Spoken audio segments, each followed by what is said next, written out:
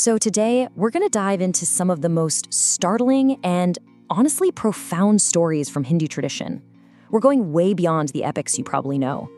These are tales that are still alive. I mean, they live and breathe in temples and villages across India today, and they are filled with mysteries that really challenge our understanding. Just imagine this for a second. You stumble upon this divine secret, something miraculous that's happening every single night. And your curiosity, it gets the better of you. You just have to know. So you decide to peek behind the curtain. But what you see is so powerful, so overwhelming, it literally changes you forever. You know, this isn't from some ancient text. It's what a guide at a Krishna temple in Bastar, India actually said. He was talking about this foreigner who years ago just didn't buy the stories. So he decided he was going to spy on what really happens when the temple doors are locked. This chilling outcome, it perfectly sets the stage for what we're digging into today. Faith that shows up in truly unbelievable ways.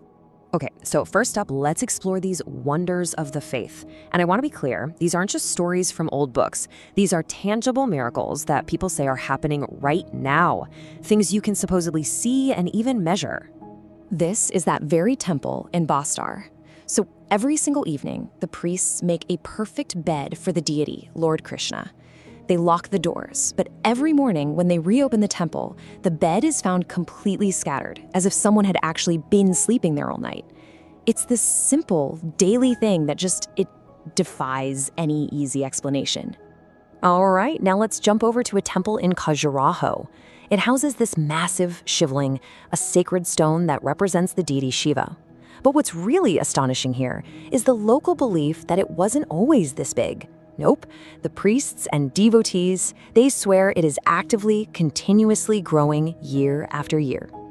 Right now, it's already an incredible 7 to 8 feet tall. And get this, according to the locals, it's growing so consistently that in the next 50 to 100 years, it could actually touch the temple ceiling that was built centuries ago. They even have old photos to prove it was smaller back in the day. And if you thought that was wild, wait till you hear this one. So there was this farmer in Chhattisgarh who kept having the same dream over and over. The monkey god Hanuman was telling him he was trapped. It was so real, so persistent, that the farmer finally followed the path from his vision, found the exact tree, and just started cutting. People thought he was crazy until he carefully cut open the trunk and found an idol of Hanuman right there inside. And here's the absolute kicker. When they first found that idol, it was about 2.5 feet tall. Today, it's over 8 feet tall. A proper temple has now been built all around this miraculous growing statue that literally started its life inside of a tree. Incredible. Okay, so we've seen these physical wonders. Now we're going to shift gears a little into something more philosophical. We're going to explore a most unusual family, a dynamic that seems completely impossible, a harmony born from paradox that teaches this really profound lesson about balance. So Lord Shiva's family is a fascinating puzzle. Let's just break it down. Lord Shiva himself has a snake, but his son, Ganesha, rides a rat, which is, a snake's favorite snack. Meanwhile, his other son, Kartik, rides a peacock. And what do peacocks do? They eat snakes. And then, just to top it all off, his wife, Parvati, has a lion, which could hunt every single one of them. It's literally the entire food chain all gathered in one place. And yet, in this divine household, nobody harms anyone. The predator and the prey, they all coexist in perfect peace. So the real point here, the big takeaway, is this powerful metaphor. Harmony isn't about getting rid of conflict. It's about mastering it.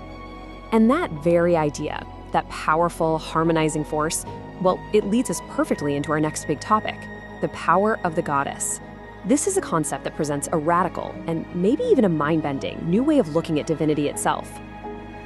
Think about it. When you look at many of the world's major religions, you start to see a pattern, right? In Hinduism, you've got the trinity of Brahma, Vishnu, and Shiva. In Islam, Allah is referred to as He. And then you have religions like Sikhism, Buddhism, and Jainism, all founded by male figures.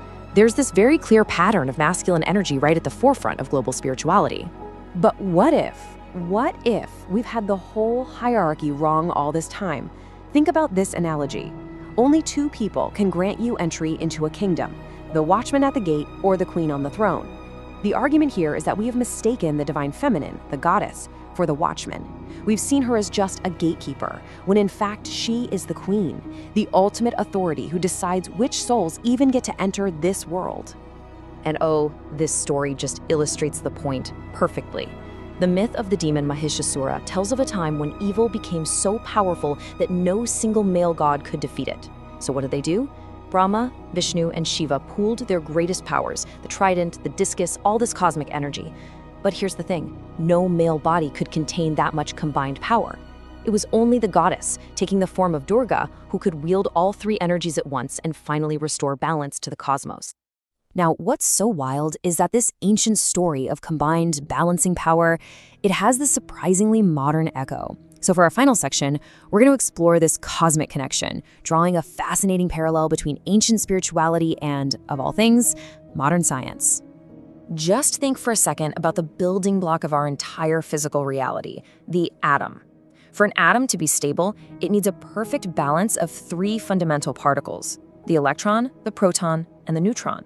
Well, in the same way, the story of Durga suggests that the universe itself requires a balance of divine energies, a kind of cosmic trinity that only the divine feminine force was capable of uniting and holding together. So from growing idols to cosmic families to the ultimate power of the goddess, these stories really challenge us to look deeper. They ask us to consider that maybe, just maybe, the myths and legends we've heard our whole lives have all these hidden layers of wisdom, scientific, philosophical, and spiritual, that we are only just beginning to unpack. It really makes you wonder, what other profound truths might be hiding in plain sight?